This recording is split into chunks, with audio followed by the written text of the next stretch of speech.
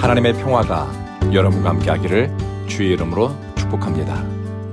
오늘 우리에게 주시는 하나님의 말씀은 마태복음 4장 18절부터 22절 말씀까지입니다. 부르심과 응답이라는 제목으로 말씀을 전하겠습니다.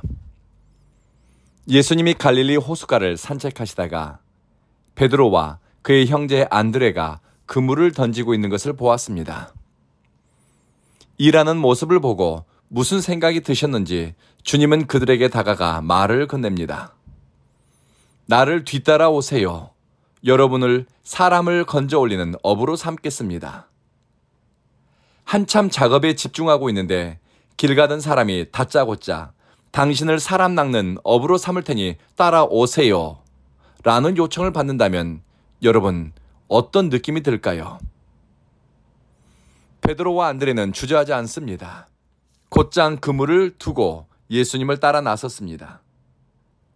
주님의 부르심을 거절하거나 혹은 계산기를 두드리지 않고 즉각적으로 부르심에 응답했습니다.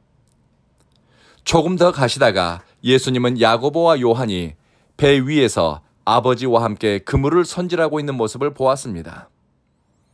예수님은 그들을 부르셨습니다. 야고보와 요한도 예수님을 따라 나섰습니다. 예수님은 이날 4명의 제자를 불렀습니다.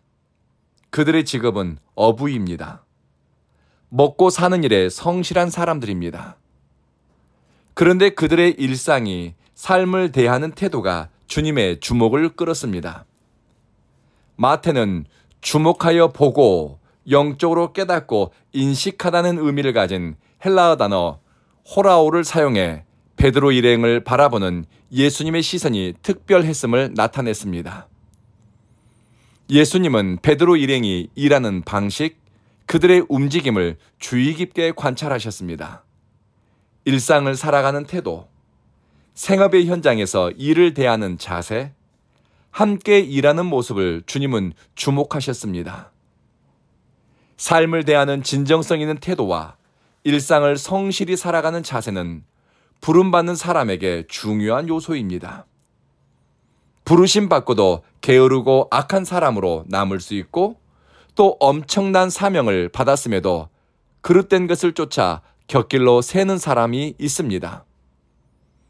예수님은 달란트 비유에서 맡겨진 달란트를 땅에 묻어두고 미래의 기회와 가능성을 날려버린 종을 악하고 게으른 종이라고 꾸짖었습니다. 또 바울과 동역했던 데마는 바울이 옥에 갇히자 바울을 버려두고 세상을 쫓아갔습니다. 부르심을 받기 전에도 부르심을 받은 후에도 내게 주어진 시간, 기회를 어떻게 사용하는지 또 일상을 어떻게 살아가는지 태도와 자세를 우리 주님이 살피고 주목하신다는 것을 기억했으면 합니다. 주님은 갈릴리 고기잡이 생업의 현장에서 만난 4사람에게서 천국의 씨앗을 담을 보배로운 그릇의 가능성을 보았습니다. 이들이 복음을 받아들이고 따른다면 얼마나 위대한 결과를 가져올지 우리 주님은 미리 인식하셨습니다. 천국의 보화를 담을 그릇이 갈릴리 호숫가 생업의 현장에 있었습니다. 주님이 당신의 종을 부르시는 장소와 시간은 사람의 생각과 같지 않습니다. 주님은 필요하다면 바벨론 땅에서도 주님을 계시하시고 주님의 사람을 불러냅니다. 에스겔 1장 바벨론 그발 강가에서 포로로 사로잡힌 에스겔에게 당신을 계시하셨습니다. 주님이 뜻하시고 부르신다면 시간과 장소는 그리고 내가 어떤 사람인가는 장애물이 되지 않습니다. 그래서 우리는 어떤 조건과 상황에서도 주님께서 나를 부르시고 당신의 도구로 사용하실 줄을 신뢰하므로 주님께 쓰임받는 것을 기대하고 또 그것을 기뻐할 수 있습니다. 4사람은 예수님을 따를 때 배와 그물, 심지어 아버지까지 뒤에 남겨두고 예수님을 따랐다고 마태는 기록했습니다. 예수님을 따르는 그들의 선택이 어쩌면 즉흥적으로 보이고 또 꼭 저렇게 해야 할까 싶을 정도로 급진적으로 보입니다.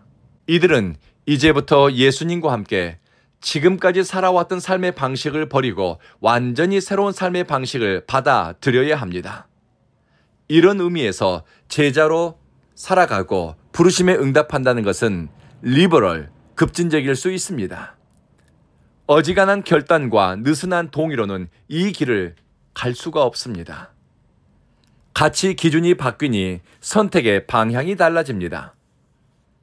매일같이 운수대통하기를 바라며 그물을 던졌다 끌어올리기를 반복하던 사람들이 이제는 예수님과 함께 일상을 사는 것, 예수님 안에 머무는 삶을 목적으로 삼게 됩니다.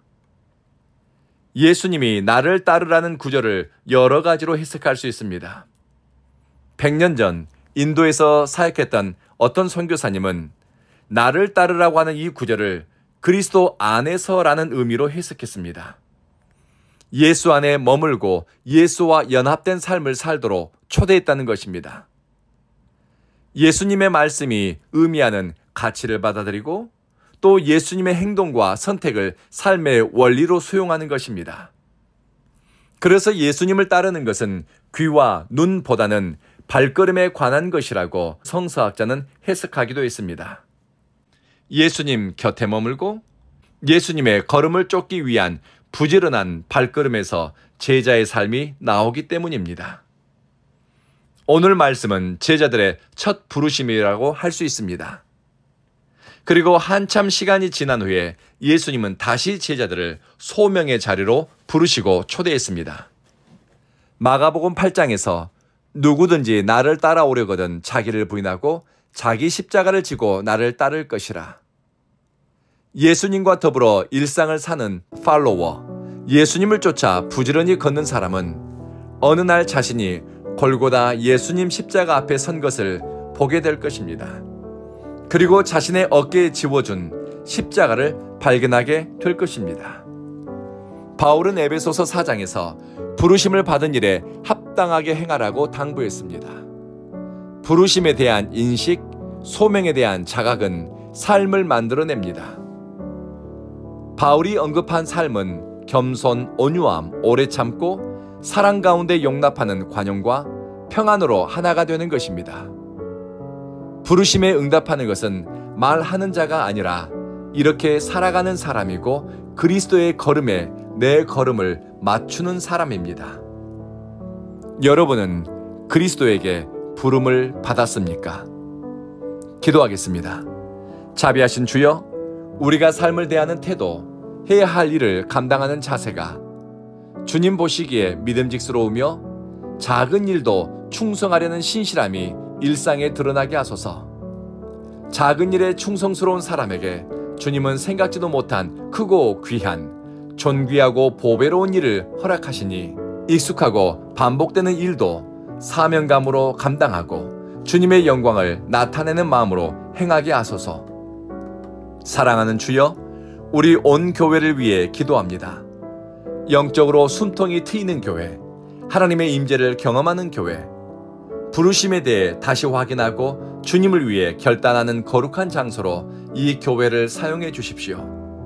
하나님의 임재가 이곳에 있으니 누구든지 목마른 사람은 이곳에 나와 주의 말씀으로 심령이 새로워지고 예배를 통해 하나님과 저 친밀하고 성숙한 관계 안으로 들어가게 하소서. 온 교회를 존귀하고 영광스럽게 사용해 주십시오.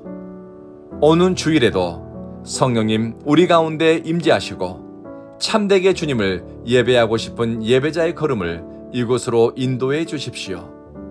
예수님 이름으로 기도합니다. 아멘.